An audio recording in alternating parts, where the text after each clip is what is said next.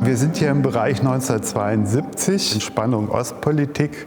Hinter mir sehen Sie eine Ikone der Entspannungspolitik, nämlich den Kniefall von Willy Brandt am Denkmal des Warschauer Ghettoaufstandes.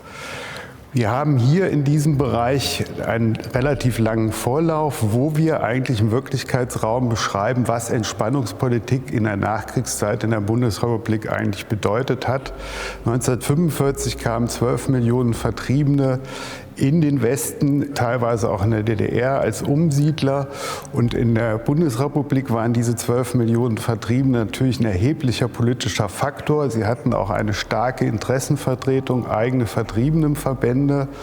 Und letztendlich führte das dazu im weiteren Verlauf, nämlich mit dem Aufkommen von Willy Brandt, der sich zum Ziel gesetzt hat, in der Entspannungspolitik die Aussöhnung mit dem Osten, mit dem östlichen Nachbarn zu suchen.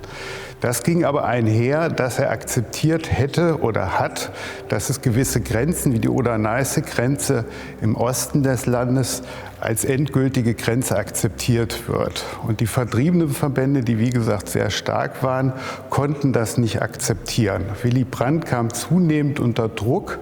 Er wurde als Volksverräter bezeichnet. Und die innenpolitischen Auseinandersetzungen kamen eine unglaubliche Härte. Auf der anderen Seite hat Willy Brandt für seine Entspannungspolitik auch den Friedensnobelpreis bekommen. Das zeigt eigentlich schon die ungeheure Spannweite, die da war. Letztendlich war der Widerstand so groß, dass Willy Brandt um seine Kanzlerschaft fürchten musste. Am 24. April 1972 stellte die CDU-CSU-Fraktion im Bundestag nach Artikel 67 des Grundgesetzes ein Misstrauensvotum, Willy Brandt abzuwählen. Dieses gelang nicht. Mit 2 Stimmen wurde Willy Brandt in seinem Amt bestätigt. Das lag daran, dass diese beiden Stimmen von der Staatssicherheit gekauft worden sind für jeweils 50.000 DM. Willy Brandt blieb Bundeskanzler und sein Widerpart, der Fraktionschef der CDU-CSU, Dr. Rainer Barzel, der sicher damit gerechnet hatte, Bundeskanzler zu werden, wurde nicht Bundeskanzler. Was wäre passiert, wenn Rainer Barzel Bundeskanzler geworden wäre?